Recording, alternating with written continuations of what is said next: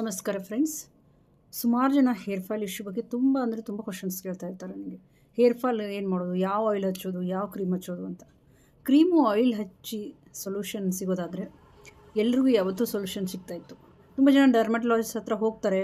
ಅವರು ಅಲ್ಲಿ ಒಂದು ಸಿರಮೋ ಅಥವಾ ಕ್ರೀಮೋ ಅಥವಾ ಆಯಿಲ್ ಯಾವುದೋ ಏನು ಕೊಡಬೇಕೋ ಅದನ್ನೆಲ್ಲ ಕೊಡ್ತಾರೆ. ಬಟ್ ನೀವು ಅದರಿಂದ ಎಷ್ಟು ಸೊಲ್ಯೂಷನ್ ಸಿಗುತ್ತೆ ನಿಮಗೆ, ಅದರಿಂದ ಹೇರ್ ಫಾಲ್ ಕಡಿಮೆ ಆಗಿದೆಯಾ ಅನ್ನೋದು ತುಂಬ ಇಂಪಾರ್ಟೆಂಟ್ ಫ್ರೆಂಡ್ಸ್. ಯಾಕಂದರೆ ಅವರು ನಿಮಗೆ ಯಾವ ಆಹಾರ ತೆಗೆದುಕೊಳ್ಬೇಕು ಅಂತ ಹೇಳಲ್ಲ, ಯಾವುದಕ್ಕೋಸ್ಕರ ನಿಮಗೆ ಹೇರ್ ಫಾಲ್ ಆಗ್ತಾಯಿದೆ, ಮೇನ್ ರೂಟ್ ಕಾಸ್ ಏನು ಅನ್ನೋದನ್ನು ಹೇಳಲ್ಲ. ನೀವು ಹೋಗ್ತೀರಾ, ನೀವು ಈ ಥರ ಹೇರ್ ಫಾಲ್ ಆಗ್ತಾಯಿದೆ ಅಂತ ಹೇಳ್ತೀರಾ, ನಿಮಗೆ ಕೆಲವೊಂದು ಸೀರಮ್ಗಳು ಅಥವಾ ಕೆಲವೊಂದು ಲೋಷನ್ಗಳು, ಅದು ಹಚ್ಚೋಕ್ಕೆ ಕ್ರೀಮ್ಗಳು, ಇದಾಗ ಸ್ಕಾಲ್ಪ್ ಹಚ್ಚೋಕ್ಕೆ ಏನಾದರೂ ಕ್ರೀಮು ಸಿರಮು ಬರೆದು ಕೊಡ್ತಾರೆ. ಓಕೆ, ಒಂದು 5-6 ಸಾವಿರ ರೂಪಾಯಿ ಬಿಲ್ಲು ಕೂಡ ಮಾಡ್ತಾರೆ, ನಿಜ ಅಲ್ವಾ? ಸೊ ಅದರಿಂದ ನಾವು ಸೊಲ್ಯೂಷನ್ನ ನಮಗೆ ಸಿಗುತ್ತೆ ಅನ್ನೋದು ಸೆಕೆಂಡ್ರಿ. ಅದು ನೀವು ಮೊದಲು ಹೇರ್ ಫಾಲ್ ಯಾಕೆ ಆಗ್ತಾಯಿದೆ ಅನ್ನೋದನ್ನು ತಿಳ್ಕೊಬೇಕು ಫ್ರೆಂಡ್ಸ್. ಯಾಕಂದರೆ ಹೇರ್ ಫಾಲ್ ಇಶ್ಯೂ ಯಾಕೆ ಆಗ್ತಾಯಿದೆ, ನಿಮ್ಮಲ್ಲಿ ಏನು ಮಿಸ್ಟೇಕ್ ಆಗ್ತಾಯಿದ್ದೀರಾ, ನೀವೇನು ಮಿಸ್ಟೇಕ್ ಮಾಡ್ತಾಯಿದ್ದೀರಾ ಅನ್ನೋದನ್ನು ತಿಳ್ಕೊಂಡ್ರೆ ನೀವು ಎಷ್ಟೋ ಮಟ್ಟಿಗೆ ಹೇರ್ ಫಾಲ್ ಆಗೋದನ್ನು ನಿಲ್ಲಿಸ್ಬೋದು ಫ್ರೆಂಡ್ಸ್. ಅದಕ್ಕೆ ಮೊದಲು why hair fall happens, the real reason, ಏನು ಕಾರಣ, ನಿಜವಾದ ಕಾರಣ ಏನು ಅನ್ನೋದನ್ನು ತಿಳ್ಕೊಳ್ಳಿ ಫ್ರೆಂಡ್ಸ್. ಮೊದಲೇ ಕಾರಣ ಏನು ಅಂದರೆ ಲೇಡೀಸ್ಗೆ ಎಸ್ಪೆಷಲಿ ಹಾರ್ಮೋನಲ್ ಇಂಬ್ಯಾಲೆನ್ಸಿಂದ thyroid, hypothyroid, hyper thyroid, PCOD, PCOS ಮತ್ತು ಆಫ್ಟರ್ ಡೆಲಿವರಿ ಮತ್ತು ಹೈ ಕಾರ್ಟಿಸಾಲ್ ಇದ್ದಾಗ, ಅಂದರೆ ಸ್ಟ್ರೆಸ್ ಹಾರ್ಮೋನ್ ಜಾಸ್ತಿ ಇದ್ದಾಗ ಅವರಲ್ಲಿ ಹೇರ್ ಫಾಲ್ ತುಂಬ ಆಗ್ತಾ ಇರ್ತದೆ ಫ್ರೆಂಡ್ಸ್. ಸೊ ನಾವು hormones fluctuate, when hormones fluctuate hair enters the fall phase early. So ಅದಕ್ಕೆ ನಾವು ಮೇನ್ ರೂಟ್ ಕಾಸ್ ಮೇಲೆ ಕೆಲಸ ಮಾಡೋದು ತುಂಬ ಇಂಪಾರ್ಟೆಂಟ್ ಇರುತ್ತೆ ಫ್ರೆಂಡ್ಸ್. ಎರಡನೇದಾಗಿ ನ್ಯೂಟ್ರಿಷನ್ ಡೆಫಿಷಿಯನ್ಸಿ ಇರುತ್ತೆ. ವಿಟಮಿನ್ ಡಿ ಡೆಫಿಷಿಯನ್ಸಿ ಇರ್ಬೋದು, ವಿಟಮಿನ್ B12, ಐರನ್, ಆಮೇಲೆ ಜಿಂಕ್, ಒಮೆಗಾ 3, ಪ್ರೋಟೀನ್ ಡೆಫಿಷಿಯನ್ಸಿ ಇರ್ಬೋದು. ಸರಿಯಾದ ಪ್ರೋಟೀನ್ ತೊಗೊಳ್ಳದೇ ಇದ್ದಾಗ, ಪ್ರೋಟೀನ್ ಕಡಿಮೆ ಇದ್ದಾಗ ನಿಮಗೆ ಚೆನ್ನಾಗಿ ಹೇರ್ ಫಾಲ್ ಆಗ್ತಾ ಇರುತ್ತೆ friends. Hair becomes weak, thin, dry and break easily. ತುಂಬ ಹೇರು ಥಿನ್ ಆಗ್ತಾ ಇರ್ತವೆ, ಸ್ಕಾಲ್ಪ್ ಡ್ರೈ ಆಗ್ತಾ ಇರ್ತವೆ, ಅದರಿಂದ ಚೆನ್ನಾಗಿ ಕೂದಲು ಜಾಸ್ತಿ ಉದುರಕ್ಕೆ ಶುರು ಆಗುತ್ತೆ, ಥಿನ್ ಆಗುತ್ತೆ. ಮತ್ತು ಬ್ರೇಕ್ಔಟು ಈಸಿ ಆಗುತ್ತೆ. ಅಂದರೆ ಒಂದು ಕೂದಲು ಎಳೆ ಇಷ್ಟು ಮಾಡಿದರೆ ಸಾಕು, ಅದು ಕೈಯಲ್ಲಿ ಬಂದುಬಿಡುತ್ತೆ, ಅದು ಬ್ರೇಕ್ಔಟು ಈಸಿಯಾಗಿ ಬ್ರೇಕ್ಔಟ್ ಆಗೋಕ್ಕೆ ಶುರು ಆಗುತ್ತೆ.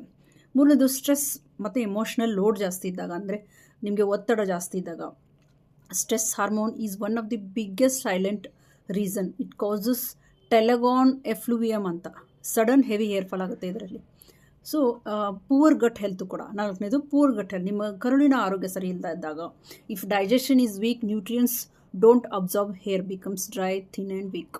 ಇಷ್ಟೇ ನೀವು ನಿಮ್ಮ ಕರುಳಿನ ಆರೋಗ್ಯ ಸರಿ ಇಲ್ಲದೆ ಇದ್ದಾಗ, ಎಷ್ಟೇ ನೀವು ನ್ಯೂಟ್ರಿಷನ್ ತೊಗೊಳ್ಳಿ, ನೀವು ಹೇರಿಗೋಸ್ಕರ ನ್ಯೂಟ್ರಿಷನ್ ತೊಗೊಂಡ್ರು ಕೂಡ ಅದು ಸರಿಯಾಗಿ ಅಬ್ಸರ್ವ್ ಮಾಡ್ಕೊಳ್ಳಲ್ಲ ಫ್ರೆಂಡ್ಸ್. ಸೊ ಗಟ್ನ ಕ್ಲೀನ್ ಮಾಡ್ಕೋಬೇಕು, ಅಥವಾ ನೀವು ಗಟ್ ಹೆಲ್ತ್ ಬಗ್ಗೆ ಅದ್ರ ಬಗ್ಗೆ ನೀವು ಕಾಳಜಿ ವಹಿಸ್ಬೇಕಾಗ್ತದೆ. ನಿಮ್ಮ ಗಟ್ನ ರೀಸೆಟ್ ಮಾಡಿದಾಗ ನಿಮಗೆ ಹೇರ್ ಫಾಲ್ ಕೂಡ ಕಡಿಮೆ ಆಗುತ್ತೆ ಫ್ರೆಂಡ್ಸ್. ಸೊ ಐದನೇದು ಕೆಮಿಕಲ್ ಶಾಂಪೂ ಮತ್ತು ಸ್ಟೈಲಿಂಗು. ಶಾಂಪೂಸ್ ತುಂಬ ಈಗ ಕೆಲವೊಬ್ಬರು ಸ್ಟೈಲಿಂಗ್ ಎಲ್ಲ ಮಾಡ್ಕೋತಾ ಇರ್ತಾರೆ, ಮತ್ತು ಕೂದಲಿಗೆ ಸ್ಟ್ರೇಟನ್ ಆಗೋಕ್ಕೆ ಯಾವ ಕ್ರೀಮ್ ಎಲ್ಲ ಹಚ್ಕೋತಾ ಇರ್ತಾರೆ. ಅದರಲ್ಲಿ ಸಲ್ಫೇಟ್ಸು, ಪ್ಯಾರಾಬಿನ್ಸು ಮತ್ತು ಫ್ರೀಕ್ವೆಂಟ್ ಕಲರಿಂಗ್ ಮಾಡ್ಕೋತಾ ಇರ್ತಾರೆ. ಬೇರೆ ಬೇರೆ ಕಲರ್ ಕೂಡ ಹಾಕ್ಕೋತಾ ಇರ್ತಾರೆ ಕೆಲವೊಬ್ಬರು. ಸ್ಟ್ರೇಟ್ನಿಂಗು, ಕೆರಾಟಿನ್ ಟ್ರೀಟ್ಮೆಂಟು, ಇದರಿಂದ ಹೇರ್ ಫಾಲಿಕಲ್, ಹೇರ್ ಕ್ಯೂಟಿಕಲ್ಸ್ ಆ್ಯಂಡ್ ಅದರ ರೂಟ್ ಏನಾಗುತ್ತೆ, ಡ್ಯಾಮೇಜ್ ಆಗ್ತಾ ಬರುತ್ತೆ ಫ್ರೆಂಡ್ಸ್. ಆರನೇದು ಹಾರ್ಡ್ ವಾಟರ್. ಇದು ಕೂಡ ಡ್ಯಾಂಡ್ರಫ್, ಇದರಿಂದ ಏನಾಗುತ್ತೆ, ಡ್ಯಾಂಡ್ರಫ್ ಆಗುತ್ತೆ, ಡ್ರೈನೆಸ್ ಆಗುತ್ತೆ, ಮತ್ತು ರೂಟು ನಿಮ್ಮದು ಬುಡ ಏನಾಗುತ್ತೆ, ವೀಕ್ ಆಗ್ತಾ ಹೋಗ್ತದೆ ಫ್ರೆಂಡ್ಸ್. ಇದು ಏಳನೇದು ಸ್ಕಾಲ್ಪ್ ಇನ್ಫೆಕ್ಷನ್ ಇದ್ದಾಗ, ನಿಮಗೆ ಅಲ್ಲಿ ಡ್ಯಾಂಡ್ರಫ್ ಇದ್ದಾಗ, ಫಂಗಲ್ ಇನ್ಫೆಕ್ಷನ್ ಆದಾಗ, ಇವಾಗ ಕೂಡ ಸ್ಕಾಲ್ಪ್ ಇನ್ಫೆಕ್ಷನಿಂದ ಕೂಡ ಹೇರ್ ತುಂಬ ಉದುರ್ತಾ ಇರುತ್ತೆ ಫ್ರೆಂಡ್ಸ್. ಎಂಟನೇದು ಪೂವರ್ ಲೈಫ್ ಸ್ಟೈಲ್. ನಿಮ್ಮದು ಲೈಫ್ ಸ್ಟೈಲ್, ಜೀವನ ಶೈಲಿ ಸರಿ ಇಲ್ಲದೇ ಇದ್ದಾಗ, ಅಂದರೆ ನೀವು ನಿದ್ದೆ ಸರಿ ಮಾಡದೇ ಇದ್ದಾಗ, ನೀರನ್ನು ಸರಿಯಾಗಿ ತೊಗೊಳ್ಳದೇ ಇದ್ದಾಗ, ಆಯಿಲಿಂಗ್ ಚೆನ್ನಾಗಿ ಮಾಡದೇ ಇದ್ದಾಗ, ಕೂದಲಿಗೆ ಸಕ್ಕರೆನ ಜಾಸ್ತಿ ತಿಂತಾ ಇದ್ದಾಗ, ಅಂದರೆ ಶುಗರ್ ಐಟಮ್ಗಳನ್ನ ನೀವು ತುಂಬ ತೊಗೊಳ್ತಾ ಇದ್ದಾಗ, ಜಂಕ್ ಫುಡ್ಗಳನ್ನ ಚೆನ್ನಾಗಿ ತಿಂತಾ ಇದ್ದಾಗ, ಅಂದರೆ ಎಲ್ಲ ಜಂಕ್ ಫುಡ್ಗಳು, ಹುರಿದ ಕರಿದ ಫ್ರೈಡ್ ಫುಡ್ಗಳು, ಔಟ್ಸೈಡ್ ಫುಡ್ಗಳು, ಪಿಜ್ಜಾ, ಬರ್ಗರ್, ಫ್ರೆಂಚ್ ಫ್ರೈಸು, ಸುಮಾರು ಜಂಕ್ ಫುಡ್ಗಳಿದ್ದಾವೆ. ಅದರ ಹೆಸರು ಅಷ್ಟೊಂದು ನನಗೆ ಗೊತ್ತಿಲ್ಲ, ಆದರೆ ತುಂಬ ಜಂಕ್ ಫುಡ್ಡು ತೊಗೊಳ್ಳೋರು ಕೂಡ ಡೈರೆಕ್ಟ್ ಹಾರ್ಮ್ಸ್ ಹೇರ್ ಫಾಲಿಕಲ್. ನಿಮ್ಮ ಹೇರ್ ಫಾಲಿಕಲ್ಸ್ಗೆ ಡೈರೆಕ್ಟಾಗಿ ಡ್ಯಾಮೇಜ್ ಮಾಡ್ತವೆ ಫ್ರೆಂಡ್ಸ್ ಇವು. ಸೊ ಹೇರ್ ಫಾಲ್ ಆಗುತ್ತಲ್ಲ, ಅದರಲ್ಲಿ ಕೆಲವು ವಿಧಗಳಿದ್ದಾವೆ. ಅದರಲ್ಲಿ ಮೊದಲನೇದು ಅಂದರೆ ಟೆಲೋಜಾನ್ ಎಫ್ಲೂವಿಯಮ್ ಅಂತ. ಸೊ ಇದರಲ್ಲಿ ಏನಾಗುತ್ತೆ, ಸಡನ್ ಹೆವಿ ಹೇರ್ ಫಾಲ್ ಆಗ್ತಾ ಇರುತ್ತೆ. ಆಮೇಲೆ ಇದು ಸ್ಟ್ರೆಸ್ಸಿಂದ ಮತ್ತು ಫೀವರ್ ಬಂದಾಗ, ಚೈಲ್ಡ್ ಬರ್ತ್ ಆದಾಗ, ನೀವು ಅವಾಗ ಡೈಟಲ್ಲಿ ಸಡನ್ ಚೇಂಜಸ್ ಆದಾಗ, ಡೆಲಿವರಿ ಆದಾಗ ಈ ಥರ ಹೇರ್ ಫಾಲ್ ಆಗ್ತಾ ಇರುತ್ತೆ. ಮತ್ತು ಇದು ರಿವರ್ಸಿಬಲ್ಲು, ಮತ್ತು ಲೈಫ್ ಸ್ಟೈಲ್ ನ್ಯೂಟ್ರಿಷನಿಂದ ಇದನ್ನು ನಾವು ಖಂಡಿತ ಇದನ್ನು ರಿವರ್ಸ್ ಮಾಡ್ಕೋಬೋದು ಫ್ರೆಂಡ್ಸ್. ಎರಡನೇದು ಎಂಡ್ರೋಜೆನಿಕ್ ಅಲೋಫೇಶಿಯಾ ಅಂತ. ಇದು ಕಾಮನ್ ಪ್ಯಾಟರ್ನ್ಸ್ ಹೇರ್ ಥಿನ್ನಿಂಗ್ ಆಗುತ್ತೆ ಟಾಪಲ್ಲಿ. ಮತ್ತು ಇದು ಹಾರ್ಮೋನ್ ಪ್ಲಸ್ ಜೆನೆಟಿಕ್ಸ್ ಇಶ್ಯೂ ಇರುತ್ತೆ. ಒಂದು ಹಾರ್ಮೋನು ಇಲ್ಲಾಂದರೆ ಜೆನೆಟಿಕ್ಸು ಅವರ ಪೇರೆಂಟ್ಸ್ ಇದ್ರೂ ಇವ್ರಿಗೂ ಕೂಡ ಬರ್ತದೆ. ಇದನ್ನು ಕೂಡ ಕಂಟ್ರೋಲ್ ಮಾಡ್ಬೋದು. ಇದು ಕಂಟ್ರೋಲ್ ಮಾಡ್ಬೋದು, ಸ್ಲೋ ಡೌನು ಆಗುತ್ತೆ. ಸೊ ಸರಿಯಾದ ಲೈಫ್ ಸ್ಟೈಲ್ ಮುಖಾಂತರ ಇದನ್ನು ಕೂಡ ನಾವು ಇದನ್ನ ಕಂಟ್ರೋಲ್ ಮಾಡ್ಬೋದು. ಮತ್ತು ಅಲೋಫೇಶಿಯಾ ಅರೇಟಾ. ಸೊ ಪ್ಯಾಚಿ ಹೇರ್ ಆಗುತ್ತೆ, ಅಲ್ಲೆಲ್ಲೇ ಸ್ವಲ್ಪ ರೌಂಡಾಗಿ ಅಲ್ಲೆಲ್ಲೇ ಪ್ಯಾಚಲ್ಲಿ ಕೂದು ಉದುರ್ತಾ ಇರುತ್ತೆ. ಇದು ಎಸ್ಪೆಷಲಿ ಆಟೋ ಇಮ್ಯೂನ್ ಕಂಡೀಷನ್ ಇದ್ದಾಗ ಕೂಡ ಆಗುತ್ತೆ ಫ್ರೆಂಡ್ಸ್. ಇದಕ್ಕೆ ನ್ಯೂಟ್ರಿಷನ್ ಪ್ಲಸ್ ಸ್ಟ್ರೆಸ್ಸನ್ನು ಕಂಟ್ರೋಲ್ ಮಾಡೋದು ತುಂಬ ಇಂಪಾರ್ಟೆಂಟ್ ಆಗುತ್ತೆ ಫ್ರೆಂಡ್ಸ್. ಇನ್ನು ನಾಲ್ಕನೇದು ಡ್ಯಾಂಡ್ರಫ್ ರಿಲೇಟೆಡ್ ಹೇರ್ ಫಾಲ್. ಅಂದರೆ ಯಾವಾಗಲೂ ಕೆಲವೊಬ್ಬರಿಗೆ ತುಂಬ ಡ್ಯಾಂಡ್ರಫ್ ಇರುತ್ತೆ, ಏನೇ ಮಾಡಿದ್ರೂ ಡ್ಯಾಂಡ್ರಫ್ ಹೋಗಲ್ಲ. ಆ ವೈಟ್ ಫ್ಲೇಕ್ಸ್ ಏನಿರುತ್ತೆ, ಆ ಪದರಗಳು ವೈಟ್ ಇರುತ್ತಲ್ಲ, ಆವಾಗ ಅಲ್ಲಿ ಇಚ್ಚಿಂಗ್ ಆಗುತ್ತೆ. ಸೊ ಅಲ್ಲಿ ಹೇರ್ ರೂಟು ತುಂಬ ಡ್ಯಾಮೇಜ್ ಆಗಿ ಅದು ಕೂದು ಉದುರ್ತಾ ಬರುತ್ತೆ. ರೂಟ್ ತುಂಬ ವೀಕ್ ಇರುತ್ತೆ ಅದರದ್ದು. ಇನ್ನು ಆರನೇದು ಪೋಸ್ಟ್ ಮಾರ್ಟಮ್ ಹೇರ್ ಫಾಲ್. ಅಂದರೆ ಡೆಲಿವರಿ ಆದಮೇಲೆ ಒಂದು 3 ರಿಂದ 6 ತಿಂಗಳು ಹೇರ್ ಫಾಲ್ ತುಂಬ ಆಗುತ್ತೆ ಅವ್ರಿಗೆ. ಇದು ಖಂಡಿತ ರಿವರ್ಸಿಬಲ್, ಇದಕ್ಕೇನೆ ಹೆದರಬೇಕಾಗಿಲ್ಲ ಫ್ರೆಂಡ್ಸ್.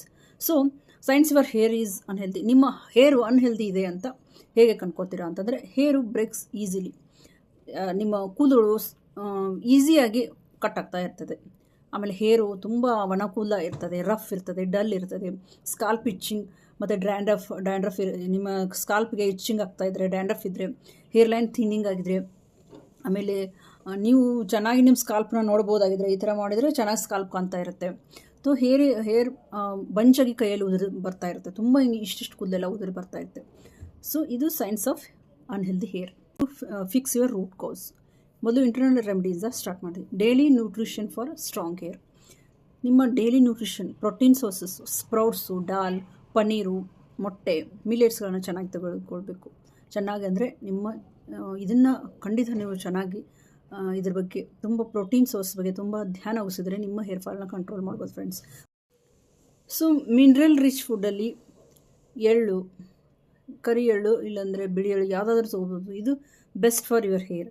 ಮತ್ತು ಕುಂಬಳಕಾಯಿ ಬೀಜ, ಪಂಪ್ಕಿನ್ ಸೀಡ್ಸು, ಮತ್ತು ಬಾದಾಮ್ ಮತ್ತು ವಾಲ್ನಟ್ಟು ರಾತ್ರಿ ನೆನೆ ಹಾಕಿ ನೀವು ಬೆಳಗ್ಗೆ ಸಿಪ್ಪೆ ತೆಗೆದು ತಿನ್ಬೋದು.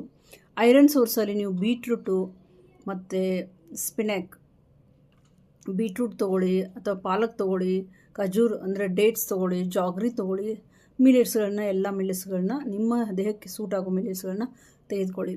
ಇನ್ನು ವಿಟಮಿನ್ ಡಿ ಮತ್ತು B12 ಡೆಫಿಷಿಯನ್ಸಿಗೆ ಸನ್ಲೈಟಲ್ಲಿ 20 ನಿಮಿಷ ಕೂತ್ಕೊಳ್ಳೋದು. ಮತ್ತು ಇಫ್ ನೆಸೆಸರಿ ಸಪ್ಲಿಮೆಂಟ್ಸ್ಗಳನ್ನ ನೀವು ತೆಗೆದುಕೊಳ್ಬೇಕಾಗುತ್ತದೆ. ವಿಟಮಿನ್ ಡಿದು ಮತ್ತು B12 ತುಂಬ ನಿಮಗೆ ಡೆಫಿಷಿಯನ್ಸಿ ಇದ್ದರೆ.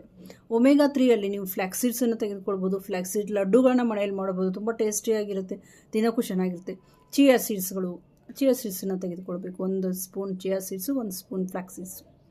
ಇನ್ನು ಎರಡನೇದು ಹೇರ್ ಗ್ರೋತ್ ಮಾರ್ನಿಂಗ್ ಡ್ರಿಂಕ್ ಅಂತ ಹೇಳ್ತೀನಿ. 1 tea spoon flax seed powder, 1 tea spoon ಎಳ್ಳು ಅದನ್ನೆಲ್ಲ ಪೌಡ್ರ್ ಮಾಡಿ 2. ಆಮೇಲೆ ಜಾಗ್ರಿ, ಬೆಲ್ಲ 1 ಟೀ ಸ್ಪೂನ್ ತೊಗೊಳ್ಳಿ.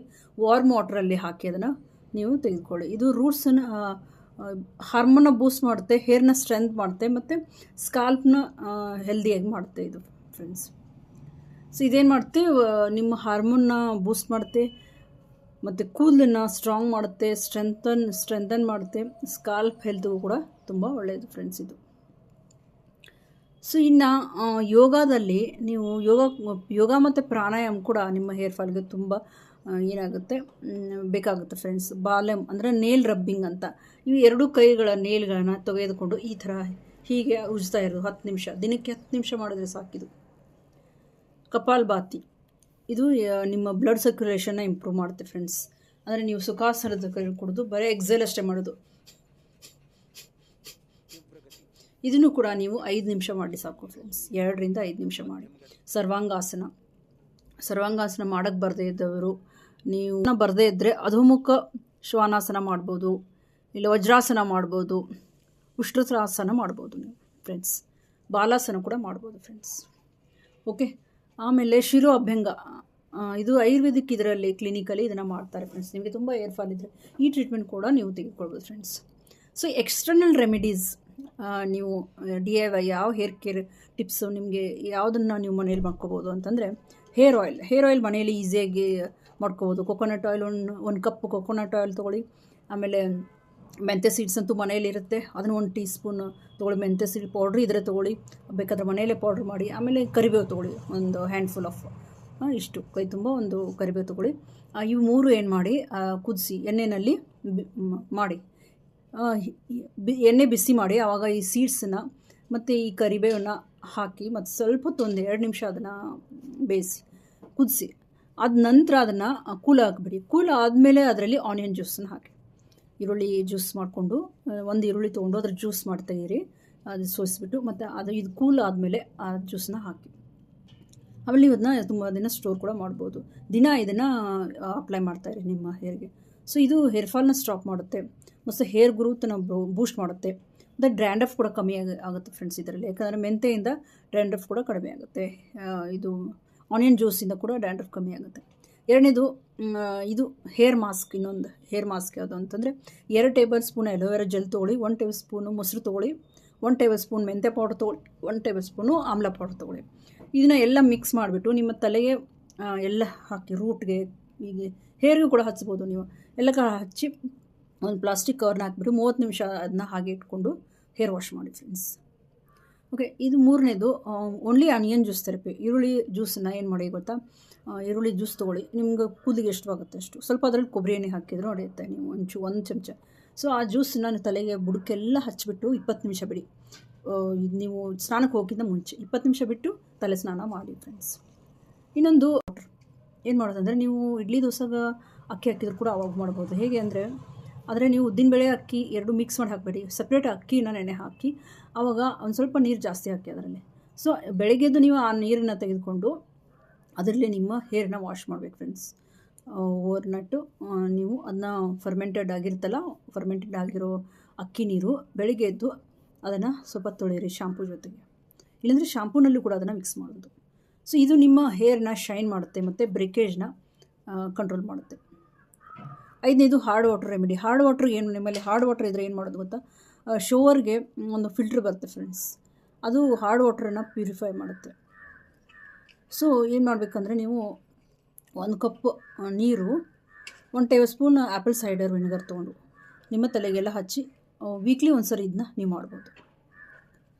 ಸೊ ಸೆಕೆಂಡ್ನೇದು, ಮೊದಲೇದು ನೀವು ವಾಶ್ ಮಾಡುವಾಗ ಹಾರ್ಡ್ ವಾಟ್ರಲ್ಲೇ ವಾಶ್ ಮಾಡಬೇಡಿ, ಈ ಥರ ಶೋವರ್ ನಿಮಗೆ ಸಾಧ್ಯ ಆದರೆ ಕೂಡಿಸ್ಕೊಳ್ಳಿ, ಪ್ಯೂರಿಫೈ ಮಾಡೋದು. ಇನ್ನೊಂದು ರೆಮಿಡಿ ಏನಂತಂದರೆ, ಆಮೇಲೆ ಇನ್ನು ನಿಮಗೆ ಡೈಲಿ ಹೇರ್ ಕೇರ್ ಹೇಗಿರಬೇಕು ಅಂತಂದರೆ, ಚೆನ್ನಾಗಿ ನೀವು ನೀರು ಚೆನ್ನಾಗಿ ಕುಡೀರಿ, ಫ್ಲ್ಯಾಕ್ಸ್ ಸೀಡ್ಸು ಮತ್ತು ಎಳ್ಳನ್ನು ಚೆನ್ನಾಗಿ ತೆಗೆದುಕೊಳ್ಳಿ, ಕಂಪಲ್ಸರಿ ಡೈಲಿ ತಪ್ಪದೆ ತೊಗೊಳ್ಳಿ. 20 ನಿಮಿಷ ಸನ್ಲೈಟ್ ಇರೀರಿ, ಸೂರ್ಯನ ಬೆಳಕಲ್ಲಿರಿ, 5 ನಿಮಿಷ ಇದು ನೇಲ್ ರಬ್ಬಿಂಗ್ ಮಾಡಿ. ಇದು ಮಾರ್ನಿಂಗ್ ರೂಟೀನ್. ಆಮೇಲೆ ಸ್ನಾನಕ್ಕೆ ಹೋಗಿದ್ದ ಮುಂಚೆ ನೀವು ಹೋಮ್ಮೇಡ್ ಆಯಿಲ್ ಹೇಳಿದ್ನಲ್ಲ, ಆಮ್ಲ ಮತ್ತು ಮೆಂತೆ ಬೀಜ ಕರಿಬೇವು ಹಾಕಿರೋ ಎಣ್ಣೆಯಲ್ಲಿ ಕುದಿಸಿ, ಆಮೇಲೆ ಅದಕ್ಕೆ ಆನಿಯನ್ ಜ್ಯೂಸ್ ಹಾಕಿರೋದೊಂದು ಎಣ್ಣೆ ಹೇಳಿದ್ನಲ್ಲ, ಅದನ್ನ ಹಾಕಿದ್ಮೇಲೆ ನೀವು ಜೆಂಟಲ್ ಮಸಾಜ್ ಮಾಡಿ ಅದನ್ನು ನೀವು ವೀಕಲ್ಲಿ 2ರಿಂದ 3 ಸರಿ ಮಾಡಿದರೂ ಸಾಕು ಫ್ರೆಂಡ್ಸ್. ಆಮೇಲೆ ಸ್ನಾನದ ಟೈಮಲ್ಲಿ ಸಲ್ಫೇಟ್ ಫ್ರೀ ಶಾಂಪೂಗಳನ್ನ ಯೂಸ್ ಮಾಡಿ, ಮೈಲ್ಡ್ ಕಂಡೀಷ್ನರ್ಗಳನ್ನ ಯೂಸ್ ಮಾಡಿ. ಸ್ನಾನ ಆದಮೇಲೆ ನೀವು ಅಲೋವೆರಾ ಜೆಲ್ನ ಹಚ್ಚಿ, ಕೂದಲೆಲ್ಲ ತೊಳಿತೀರಲ್ಲ, ಕೂದಲೆಲ್ಲ ತೊಳೆದ್ಮೇಲೆ ನೀವು ಕೂದಲಿಗೆ ಅಲೋವೆರಾ ಜೆಲ್ನ ಹಚ್ಚಿದ ಮೇಲೆ ತೊಳಿಬೇಡಿ, ಹಾಗೆ ಬಿಟ್ಬಿಡಿ ಅದನ್ನ. ಕೂದಲು ಒಣಗಿದ ಮೇಲೆ, ಹಸಿ ಕೂದಲು ತೊಳೆದ ತಕ್ಷಣ ಕೂದಲು ಒದ್ದೆ ಇದ್ದಾಗಲೇ ಅಲೋವೆರಾ ಜೆಲ್ ಹಾಕಬೇಕು. ನಂತರ ಏನು ಮಾಡಿ, ನೀವು ಕೋಮ್ ಮಾಡಬೇಡಿ, ತಲೆ ಬಾಚಬೇಡಿ, ಹಾಗೆ ಇರಲಿ, ತಂತಾನೆ ಕೂದಲು ಬದಲಿರಲಿ. ಸೊ ನೈಟಲ್ಲಿ ಏನು ಮಾಡಬೇಕು, ನಿಮ್ಮ ಸ್ಕಾಲ್ಪ್ ತುಂಬ ಡ್ರೈ ಇದ್ದರೆ ಫ್ರೆಂಡ್ಸ್ ಏನು ಮಾಡಿದರೆ, ನೀವು ಸ್ಕಾಲ್ಪಿಗೆ ಮಾತ್ರ ಆಯಿಲ್ ಹಾಕಿ. ಆಮೇಲೆ ತುಂಬ ಕೂದಲನ್ನ ಬಿಗಿಯಾಗಿ ಕಟ್ಟಬೇಡಿ, 7ರಿಂದ 8 ಚೆನ್ನಾಗಿ ನಿದ್ದೆ ಮಾಡಿ ಫ್ರೆಂಡ್ಸ್. ಇನ್ನು foods that damage your hair. ಯಾವ ಆಹಾರಗಳು ನಿಮ್ಮ ಹೇರ್ ಫಾಲ್ಗೆ ಕಾರಣ ಆಗ್ತವೆ, ಕೂದಲು ಉದುರೋಕ್ಕೆ ಕಾರಣ ಆಗ್ತವೆ ಅಂದರೆ, ಎಕ್ಸೆಸ್ ಶುಗರು, ನೀವು ತುಂಬ ಸ್ವೀಟ್ಗಳನ್ನ ಜಾಸ್ತಿ ತಿಂದಿದ್ರೆ ಅವಾಯ್ಡ್ ಮಾಡಿ, ಜಂಕ್ ಫುಡ್ಗಳನ್ನ ಅವಾಯ್ಡ್ ಮಾಡಿ, ಆಮೇಲೆ ಟೀ ಕಾಫಿ ಜಾಸ್ತಿ ಕುಡಿಯೋದನ್ನ ಅವಾಯ್ಡ್ ಮಾಡಿ ಫ್ರೆಂಡ್ಸ್, ಫ್ರೈಡ್ ಫುಡ್ಗಳನ್ನ ಅವಾಯ್ಡ್ ಮಾಡಿ, ಪ್ಯಾಕೇಜ್ ಫುಡ್ಗಳನ್ನ ಅವಾಯ್ಡ್ ಮಾಡಿ. ಆಮೇಲೆ ಡೇರಿ ಕೂಡ, ಹಾಲಿನ ಉತ್ಪನ್ನಕ್ಕೂ ಕೂಡ ನಿಮಗೆ ಡ್ಯಾಂಡ್ರಫ್ ಇದ್ದರೆ ಮಾತ್ರ ಏನು ಮಾಡಿ, ಕಂಪಲ್ಸರಿ ನೀವು ಡೇರಿನ ಅವಾಯ್ಡ್ ಮಾಡಿ ಫ್ರೆಂಡ್ಸ್. ಸೊ ಯಾವಾಗ ನೀವು ತುಂಬ ಕಾಳಜಿ ವಹಿಸಬೇಕು ಅಂತಂದರೆ, ಹೇರು ತುಂಬ ಜಾಸ್ತಿ 3 ತಿಂಗಳವರೆಗೆ ನಿರಂತರ ಕೂದಲು ಉದುರ್ತಾ ಇದ್ದರೆ, ಬಂಚಲ್ಲಿ ತುಂಬ ಹಿಂಗೆ ಹೇರ್ ಬರ್ತಾಯಿದ್ರೆ, ಸ್ಕಾಲ್ಪ್ ನಿಮ್ಮದು ಕಾಣಿಸ್ತಾ ಇದ್ದರೆ, ಈ ಚರ್ಮ ಏನಿರುತ್ತೆ ಅದು ಕಾಣಿಸ್ತಾ ಇದ್ದರೆ, ಬಾಲ್ಡ್ ಪ್ಯಾಚಸ್ ಆಗ್ತಾಯಿದ್ರೆ, ತುಂಬ ಹೆವಿ ಸಿವಿಯರ್ ಡ್ಯಾಂಡ್ರಫ್ ಇದ್ದರೆ, ಮತ್ತು ಹೇರ್ ಥಿನ್ನಿಂಗ್ ಆಗ್ತಾಯಿದ್ರೆ ನೀವು ಡಾಕ್ಟ್ರ್ ಹತ್ರ ಹೋಗಲೇಬೇಕಾಗುತ್ತೆ. ಸೊ ಈ ಥರ ನಿಮ್ಮ ಹೇರ್ ಕೇರನ್ನು ಡೈಲಿ ಹೇರ್ ಕೇರ್ ರುಟೀನ್ನ ಸೆಟ್ ಮಾಡ್ಕೊಳ್ಳಿ. ಕೂದಲಿನ ಹೇರ್ ಕೇರ್ ಬಗ್ಗೆ ಹೇಳಿದೆ. ಇನ್ನೊಂದು ವಿಷಯ ಅಂದರೆ, ಕೂದಲದ್ದು ನೆತ್ತಿಯ ಸ್ಕ್ರಬ್ಬಿಂಗ್ ಮಾಡೋದು. ಸೊ ಕೂದಲು ಅಥವಾ ನೆತ್ತಿಯ ಸ್ಕ್ರಬ್ಬಿಂಗ್ ಅಂದರೆ ಏನು ಅಂದರೆ, ನೆತ್ತಿಯ ಸ್ಕ್ರಬ್ಬಿಂಗ್ ಅಂದರೆ ನೆತ್ತಿ ಮೃದುವಾದ ಒಂದು ಸಿಪ್ಪೆ ತೆಗೆಯೋಕ್ಕೆ ಅಂತ. ಸೊ ಸತ್ತ ಚರ್ಮಕೋಶಗಳಲ್ಲಿ ಏನಿರ್ತಾವಲ್ಲ ಅದನ್ನು ತೆಗೆದ್ರೆ ಏನಾಗುತ್ತೆ, ನಿಮ್ಮ ಕೂದಲು ಬೆಳೆಯೋಕ್ಕೆ ಅಲ್ಲಿ ಜಾಗ ಸಿಗುತ್ತೆ ನಿಮಗೆ. ಸೊ ಅಲ್ಲಿ ಏನಾದರೂ ಉತ್ಪನ್ನ ಶೇಖರಣೆ ಆಗುತ್ತೆ, ನೀವು ಎಣ್ಣೆ ಹಚ್ಚಿರ್ತೀರ, ಯಾವುದಾದ್ರೂ ಹೇರ್ ಪ್ಯಾಕ್ ಹಾಕಿರ್ತೀರ, ಅದು ಅಲ್ಲೇ ಉಳ್ಕೊಳ್ಳಿರುತ್ತೆ. ಮತ್ತು ಸುತ್ತೆಲ್ಲ ಡೆಡ್ ಸೆಲ್ಸ್ ಎಲ್ಲ ಇರುತ್ತೆ. ಸೊ ಅದೆಲ್ಲ ಕವರ್ ಆದಾಗ ಹೇರು ಗ್ರೋತ್ ಆಗೋಕ್ಕೆ ಅಲ್ಲಿ ಜಾಗ ಇರಲ್ಲ. ಎಣ್ಣೆ ಹಾಕೋದು, ಅಲ್ಲಿ ತಲೆ ಹೊಟ್ಟಾಗಿರುತ್ತೆ, ಕೊಳಕು ಮಾಲಿನ್ಯದಿಂದ ಕೂಡಿರುತ್ತೆ. ಸೊ ಇದನ್ನೆಲ್ಲ ನಾವು ಸ್ಕ್ರಬ್ ಮಾಡಿ ತೆಗಿಬೇಕಾಗುತ್ತೆ ಫ್ರೆಂಡ್ಸ್. ಇದರಿಂದ ಕೂಡ ಕೆಲವೊಂದು ಜನರಿಗೆ ತುಂಬ ಕೂದಲು ಉದುರ್ತಾ ಇರುತ್ತೆ. ಸೊ ನೆತ್ತಿಯನ್ನು ಆಳವಾಗಿ ಸ್ವಚ್ಛಗೊಳಿಸ್ತದೆ ಮತ್ತು ಹೊಸ ಕೂದಲು ಬೆಳೆಯೋಕ್ಕೆ ತುಂಬ ಸಹಾಯ ಮಾಡ್ತದೆ. ಸೊ ನೆತ್ತಿಯ ಸ್ಕ್ರಬ್ಬಿಂಗ್ ಯಾಕೆ ಮುಖ್ಯ ಅಂತಂದರೆ, ಸತ್ತ ಚರ್ಮ ಮತ್ತು ತಲೆ ಹೊಟ್ಟು ಪದರಗಳನ್ನು ಅದು ತೆಗೆದುಹಾಕ್ತದೆ ಫ್ರೆಂಡ್ಸ್. ನೆತ್ತಿ ಮುಚ್ಚಿದಾಗ ಕೂದಲು ಸರಿಯಾಗಿ ಬೆಳೆಯಲು ಸಾಧ್ಯ ಆಗಲ್ಲ. ಸಿಪ್ಪೆ ತೆಗೆಯೋದು ಈ ರಂಧ್ರಗಳನ್ನ ತೆರೀತದೆ ಮತ್ತು ಅಲ್ಲಿ ಬೇಬಿ ಹೇರ್ ಬೆಳೆಯೋಕ್ಕೆ ಕೂಡ ತುಂಬ ಇದು ಹೇರನ್ನು ಬಲಪಡಿಸ್ತದೆ ಮತ್ತು ಹೇರ್ ಗ್ರೋತ್ ಆಗೋ ಕೂಡ ತುಂಬ ಸಹಾಯ ಮಾಡ್ತದೆ. ಅಲ್ಲಿ ಬ್ಲಡ್ ಸರ್ಕ್ಯುಲೇಷನ್ ಕೂಡ ಚೆನ್ನಾಗ್ತದೆ, ಆಮ್ಲಜನಕ ಹೆಚ್ಚಿನ ಪೋಷಣೆ, ಆಮೇಲೆ ಕೂದಲು ಚೆನ್ನಾಗಿ ಬೆಳವಣಿಗೆ ಆಗೋಕ್ಕೆ ಶುರು ಆಗ್ತದೆ. ಸೊ ಕೂದಲು ಇರುವಿಕೆಯನ್ನು ಕಡಿಮೆ ಮಾಡ್ತದೆ. ಅಲ್ಲಿ ಮುಚ್ಚೋಗಿರುವ ಒಂದು ಬೇರ್ಗಳನ್ನು ಇದು ದುರ್ಬಲಗೊಳಿಸ್ತದೆ. ಸ್ಕ್ರಬ್ಬಿಂಗ್ ಅವುಗಳನ್ನ ರಿಫ್ರೆಶ್ ಮಾಡ್ತದೆ ಮತ್ತು ಬಲಪಡಿಸ್ತದೆ. ಸೊ ಹೆಚ್ಚುವರಿ ಎಣ್ಣೆಯನ್ನು ಮತ್ತು ಬೆವರು ಎಲ್ಲ ಇರುತ್ತೆ, ಅದನ್ನು ಇದು ನಿಯಂತ್ರಣ ಮಾಡ್ತದೆ. ಸೊ ಎಣ್ಣೆಯುಕ್ತ ನೆತ್ತಿ ಮತ್ತು ತಲೆಹೊಟ್ಟು ಏನಾಗುತ್ತೆ, ಆವಾಗ ಕೂದಲು ಚೆನ್ನಾಗಿ ಆ ಎಣ್ಣೆ ಹೋದ್ಮೇಲೆ, ಆ ತಲೆಹೊಟ್ಟು ಹೋದ್ಮೇಲೆ ಆ ನೆತ್ತಿಯಲ್ಲಿ ಕೂದಲು ಚೆನ್ನಾಗಿ ಬೆಳೆಯೋಕ್ಕೆ ತುಂಬ ಹೆಲ್ಪ್ ಆಗುತ್ತೆ ಫ್ರೆಂಡ್ಸ್. ಆ ಎಣ್ಣೆ ಮತ್ತು ಸೀರಮ್ಗಳ ಉತ್ತಮ, ಈಗ ಯಾವುದಾದ್ರೂ ನೀವು ಎಣ್ಣೆ ಅಥವಾ ಸೀರಮ್ ಹಚ್ಚಿದ್ರು ಅದನ್ನು ಚೆನ್ನಾಗಿ ಅದು ಅಬ್ಸರ್ವ್ ಮಾಡ್ಕೋತದೆ ಫ್ರೆಂಡ್ಸ್. ಅಬ್ಸರ್ವ್ ಮಾಡ್ಕೋಕ್ಕೆ ಸಹಾಯ ಮಾಡ್ತದೆ. ಸೊ ಸ್ಕ್ರಬ್ ಮಾಡಿದ ಮೇಲೆ ಯಾವುದೇ ಎಣ್ಣೆ ಅಥವಾ ಹೇರ್ ಮಾಸ್ಕ್ 2 ಪಟ್ಟು ಉತ್ತಮವಾಗಿ ಆವಾಗ ಕಾರ್ಯನಿರ್ವಹಿಸೋಕ್ಕೆ ಶುರು ಆಗುತ್ತೆ ಫ್ರೆಂಡ್ಸ್. ಸೊ ಅಲ್ಲಿ ಬೇಬಿ ಹೇರ್ಸ್ ನೋಡಿಬೇಕಂದ್ರೆ ನಿಮಗೆ ಕೂದಲು ಬೆಳೆಯೋಕ್ಕೆ ಉತ್ತೇಜಿಸ್ತದೆ, ಕೂದಲು ಬೆಳವಣಿಗೆನ ಉತ್ತೇಜಿಸ್ತದೆ. ಇದು ಕೂದಲು ಬೆಳೆಯೋಕ್ಕೆ ತುಂಬ ಫಾಸ್ಟಾಗಿ ಕೂಡ ಶುರು ಆಗುತ್ತೆ. ಸೊ ಮುಚ್ಚಿ ಹೋಗಿರೋ ನೆತ್ತಿ ಏನಾಗುತ್ತೆ, ಅಲ್ಲಿ ಇದೆಲ್ಲ ಕ್ಲೀನ್ ಆದಮೇಲೆ ವೇಗವಾಗಿ ಕೂದಲು ಬೆಳೆಯೋಕ್ಕೆ ಶುರು ಆಗುತ್ತದೆ. ಹಾಗಾದರೆ ಯಾರು ನಿಮ್ಮ ಸ್ಕಾಲ್ಪನ್ನ ಸ್ಕ್ರಬ್ ಮಾಡಬೇಕು? ಅತಿಯಾದ ತಲೆ ಹುಟ್ಟಿರೋರು, ಎಣ್ಣೆಯುಕ್ತ ನೆತ್ತಿ, ಎಣ್ಣೆ ತುಂಬ ಆಯಿಲಿ ನೆತ್ತಿ ಇರುತ್ತೆ ಅವರು, ಕೂದಲು ತುಂಬ ಉದುರೋರು, ಶಾಂಪೂ ಮಾಡಿ ಕೂದಲು ಡ್ರೈ ಆಗಿರ್ತದೆ, ಜೆಲ್ಗಳು ಬಣ್ಣಗಳನ್ನ ಹಚ್ಚೋರು, ಆಗಾಗ ಕೂದಲಿಗೆ ಬಣ್ಣಗಳನ್ನ ಹಚ್ಚೋರು, ಕಲುಷಿತ ನಗರಗಳಲ್ಲಿ ವಾಸಿಸೋ ಜನರು, ತುಂಬ ಸಿಟಿನಲ್ಲಿ ಪ್ರದೂಷಣದಲ್ಲಿ ಇರ್ತಾರಲ್ಲ ಅಂಥವ್ರು, ಆಮೇಲೆ ಗಡಸು ನೀರನ್ನ ಒಡ್ಡಿಕೊಳ್ಳೋ ಜನ, ಹಾರ್ಡ್ ವಾಟ್ರಿಗೆ ತುಂಬ ಒಡ್ಡಿಕೊಳ್ತಾರೆ, ಅಂಥವ್ರು ಏನು ಮಾಡಬೇಕು, ಸ್ಕ್ರಬ್ ಮಾಡ್ಕೊಳ್ಳೇಬೇಕು ಫ್ರೆಂಡ್ಸ್. ಯಾಕಂದರೆ ಇದರಿಂದ ಅವ್ರಿಗೆ ಇವಾಗಿದ್ರು ಮುಂದೆ ಅವ್ರು ವಯಸ್ಸು ಚಿಕ್ಕವರಾದರೆ ಮುಂದೆ ಸ್ವಲ್ಪ ದಿನ ಆದಮೇಲೆ ಕೂದಲು ಉದುರಕ್ಕೆ ಸ್ಟಾರ್ಟ್ ಆಗುತ್ತೆ. ಸೊ ಯಾರು ಮಾಡ್ಕೊಳ್ಬಾರ್ದು ಅಂತಂದರೆ, ಎಕ್ಸಿಮಾ ಇರೋರು, ಕೂದಲು ತುಂಬ ಕೆರೆತ ಆಗ್ತಾಯಿದೆ ಆಗಾಗ ಅಂಥ ಎಕ್ಸಿಮಾ ಇರೋರು, ಸೋರಿಯಾಸಿಸ್ ಇದ್ದವರು ಅದನ್ನು ಅವಾಯ್ಡ್ ಮಾಡಬೇಕು, ಸ್ಕ್ರಬ್ ಮಾಡ್ಕೋಬಾರ್ದು.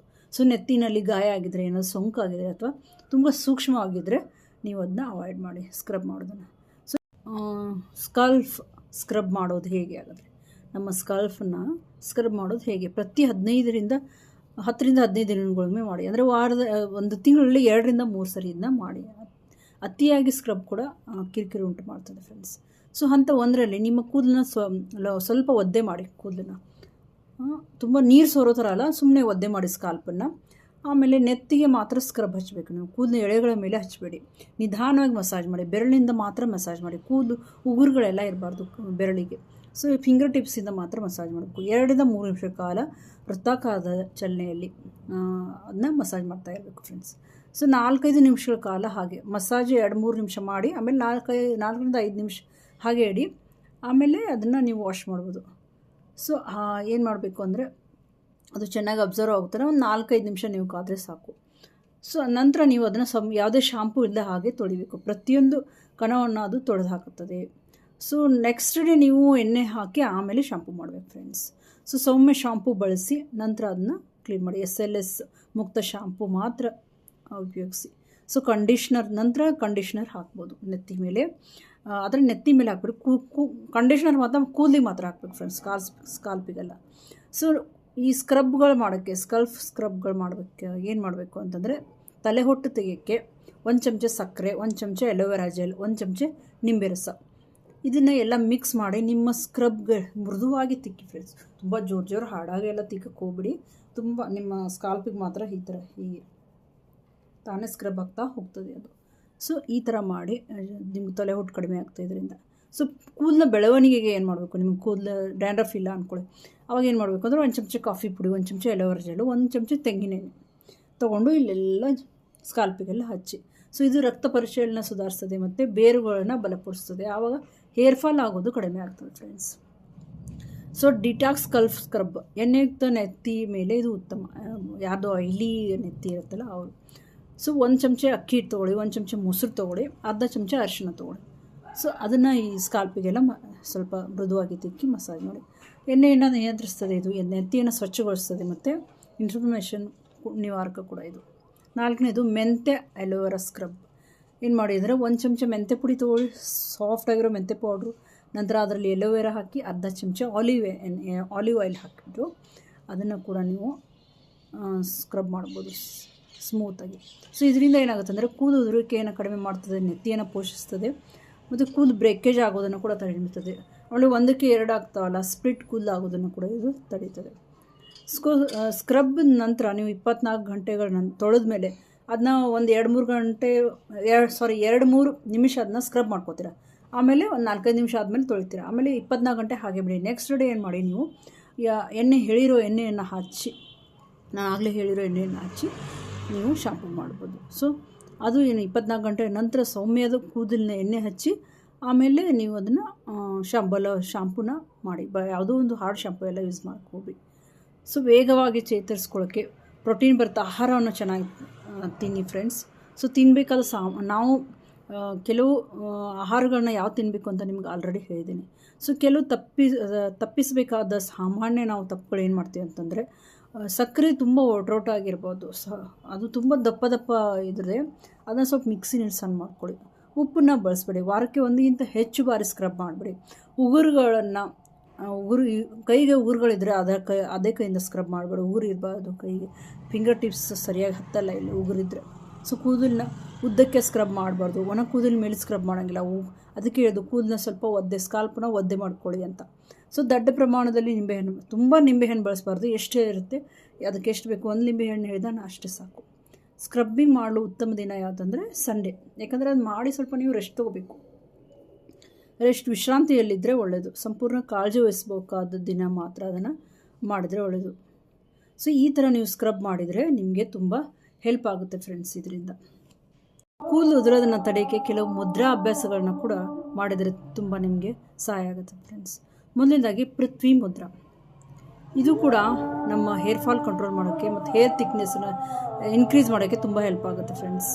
ಸೊ ಹೇಗೆ ಮಾಡೋದು ಅಂದರೆ, ನೀವು ನಿಮ್ಮ ಉಂಗುರು ಬೆರಳನ್ನು ಹೆಬ್ಬೆರಳಲ್ಲಿ ಹೀಗೆ ಹಿಡಿದು ನೀವು ಸುಖಾಸನದಲ್ಲಿ ಕುಳಿತುಕೊಂಡು ನಿಮ್ಮ 2 ತೊಡೆಯಲ್ಲಿ ಈ ಕಾಲುಗಳನ್ನ ಇಟ್ಟು 15 ನಿಮಿಷ ಇದನ್ನು ದಿನಾಲು ಪ್ರಾಕ್ಟೀಸ್ ಮಾಡಬೇಕು. ಇದರಿಂದ ಏನಾಗುತ್ತೆ ಅಂದರೆ, ಇದು ಅರ್ತ್ ಎಲಿಮೆಂಟ್ನ ಇನ್ಕ್ರೀಸ್ ಮಾಡುತ್ತೆ, ಹೇರ್ ಥಿನ್ನಿಂಗ್ ಮತ್ತು ಡ್ರೈನೆಸ್ನ ಕಡಿಮೆ ಮಾಡ್ತದೆ, ಕೊಲಾಜನ್ನ ಬೂಸ್ಟ್ ಮಾಡ್ತದೆ.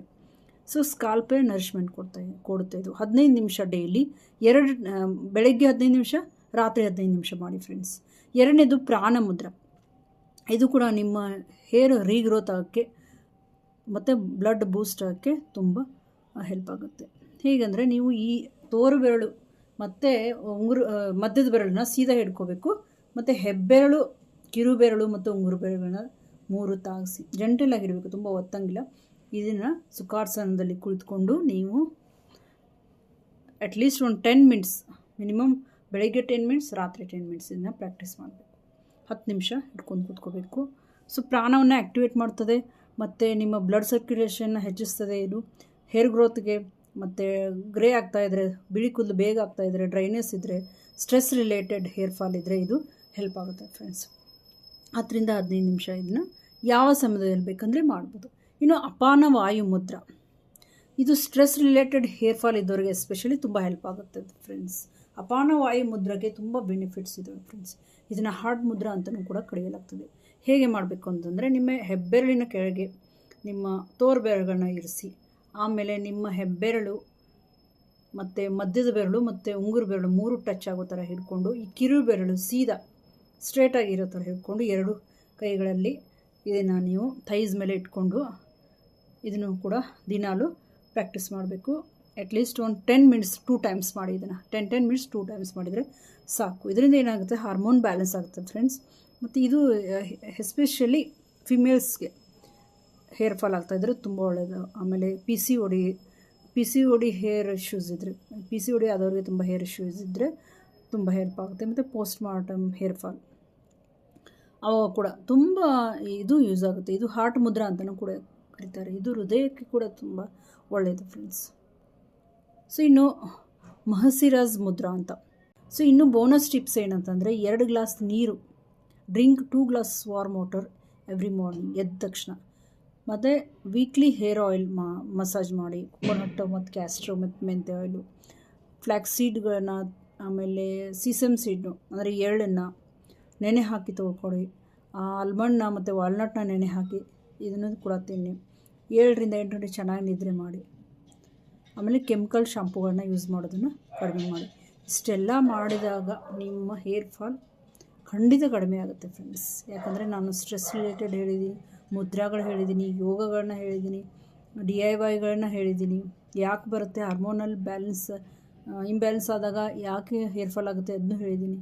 ಸೊ ಇದನ್ನೆಲ್ಲನೂ ನಾವು ಒಂದೊಂದಾಗಿ, ಅಂದರೆ ಒಂದೇ ಯಾವುದಾದ್ರೂ ಮಾಡಿದರೆ, ನೀವು ಆಯಿಲ್ ಹಾಕ್ಕೊಂಡ್ರೆ, ಸ್ಕ್ರಬ್ ಹಾಕ್ಕೊಂಡ್ರೆ ಆಗಲ್ಲ. ಸೊ ಎಲ್ಲನೂ ಮಾಡಿದಾಗ ಮಾತ್ರ ಅದು ಹೇರ್ ಫಾಲ್ ಕಂಟ್ರೋಲ್ ಆಗುತ್ತೆ ಫ್ರೆಂಡ್ಸ್. ಸೊ ಈ ವಿಡಿಯೋ ತುಂಬ ಇಷ್ಟ ಆಗಿದೆ ಅನ್ಕೊತೀನಿ. ಇಷ್ಟ ಆಗಿದರೆ ನನಗೆ ದಯವಿಟ್ಟು ಕಮೆಂಟ್ ಮಾಡಿ ಫ್ರೆಂಡ್ಸ್. ಸೊ ಹೇರ್ ಫಾಲ್ ಆದರೂ ಈ ವಿಡಿಯೋನ ನೋಡಿ ಮತ್ತು ಇದರಂತೆ ನೀವು ಫಾಲೋ ಮಾಡ್ತಾ ಹೋದರೆ ನಿಮ್ಮ ಹೇರ್ ಇಶ್ಯೂಯಿಂದ ನೀವು ಖಂಡಿತ ಹೊರಗಡೆ ಬರ್ಬೋದು ಫ್ರೆಂಡ್ಸ್. ಧನ್ಯವಾದಗಳು.